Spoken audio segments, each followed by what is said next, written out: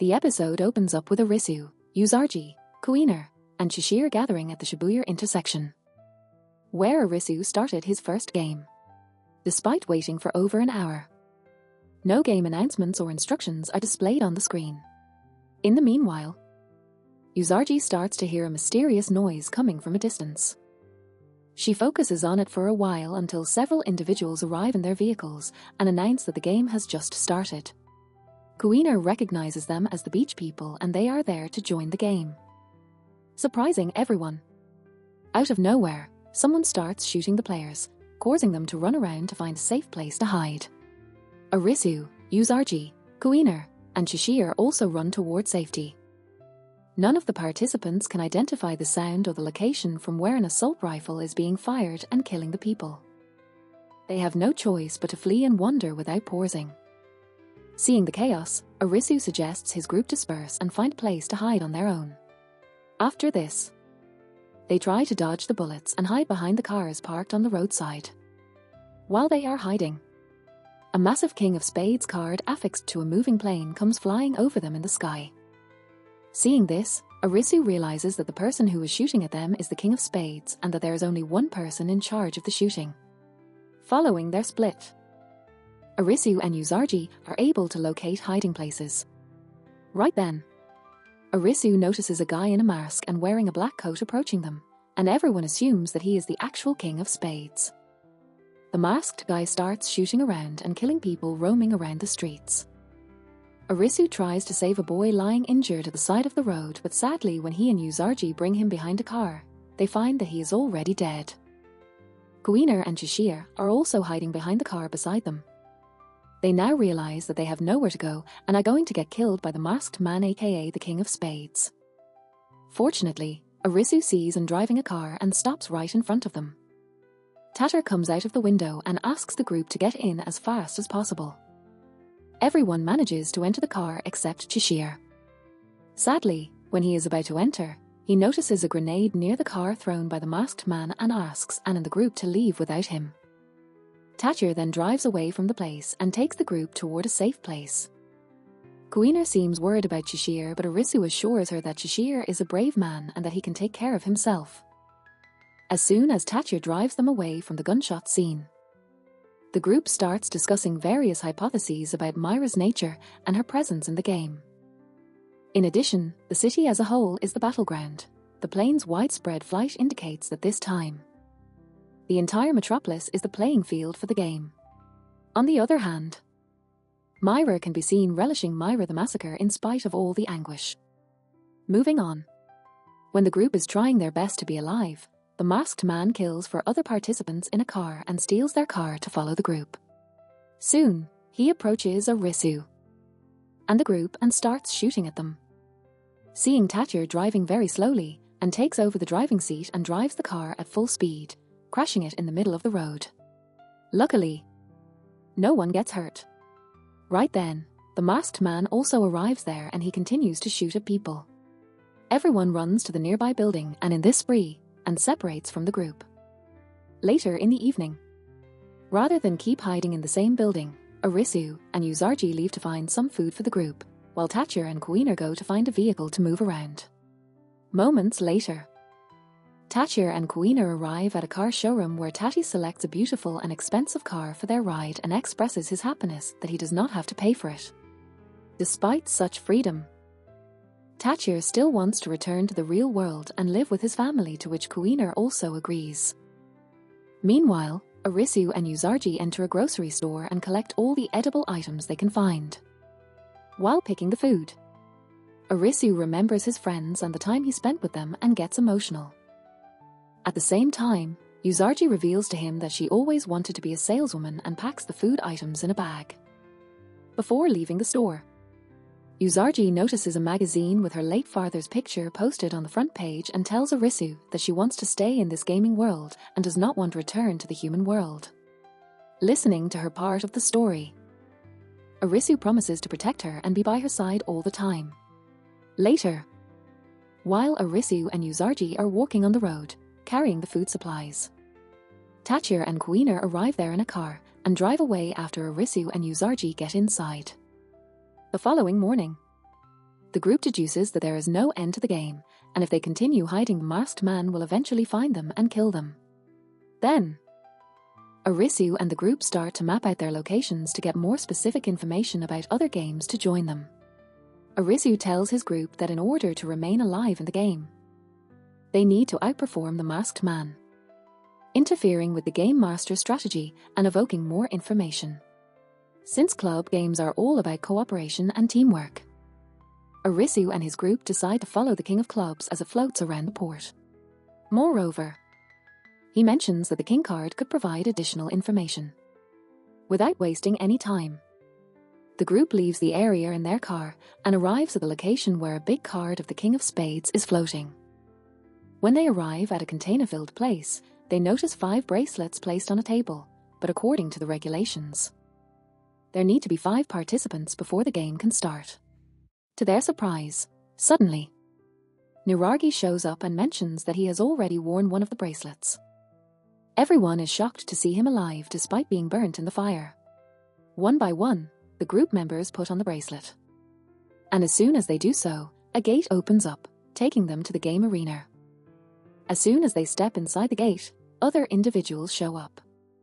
The King of Clubs also introduces himself as Kumar, and for some weird reason, he is naked.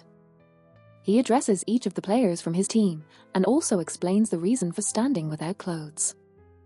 He mentions that nudism is a respectable practice and a social movement with centuries of history. He argues that clothing is a product of humans and is not always necessary for survival. The discovery that Kumar and his group are residents of this realm astounds Arisu and his group. Moving on, we are shown a flashback of Kumar's team when they used to work as a rock music band and Kumar used to be their lead singer. Back to the present. Kumar tells Arisu and his group that he is the leader and that he created this game along with his teammate, Shitara. Shitara then clears that this is a brand new experience for them as well because despite being a part of this world, Kumar and his team have never appeared in games together. Next, Kumar reveals to Arisu that they too are fighting for their lives and whichever team loses, all of the members will get killed. The game soon starts, and Kumar assigns it the name Osmosis. He then begins informing the rules of the game to the other group. He says that the game duration is 2 hours and throughout the course of the game both teams will be collecting points and the winning side will be the team with more points at the end of the game. Additionally, he mentions that each team starts out with 10,000 points and before the game starts, the participants will need to distribute these points among themselves in whichever amount they want. Kumar then goes on to specify 3 ways to obtain points in this game: fighting the opponent, discovering hidden equipment, and touching the opponent's base.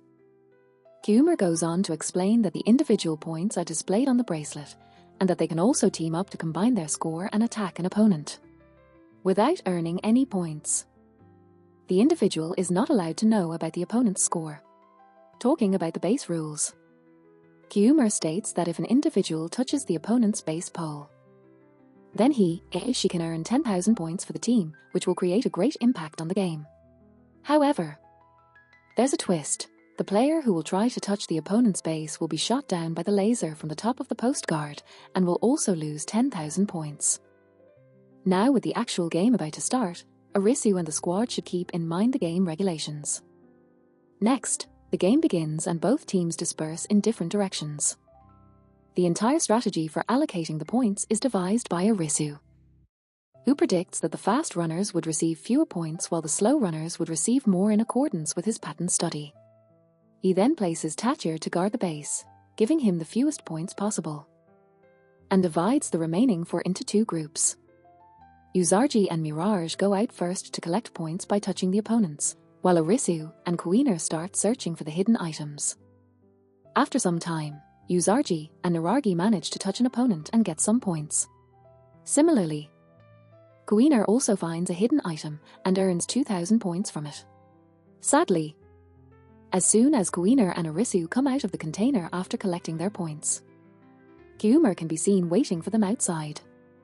He tries to manipulate the two to fight him, but Arisu decides to battle with him alone.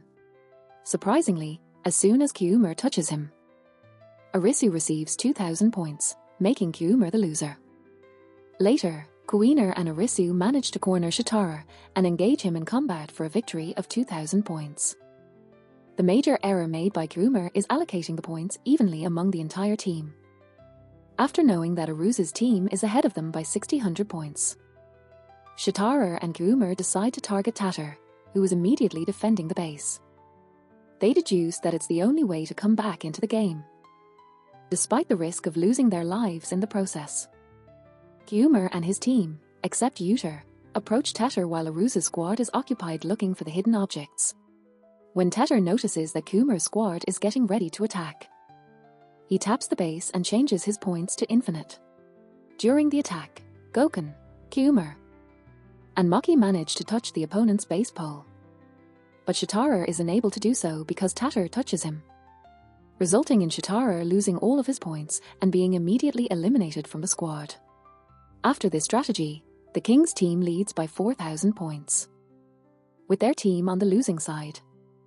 Arisu's squad is now forced to split up once more and search for valuable items to gain back the lead. They make the decision to acquire anything that will enable them to raise their points.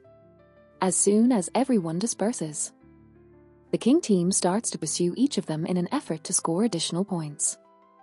Kuiner's team members manage to touch Kuiner and Yuzarji to get their points.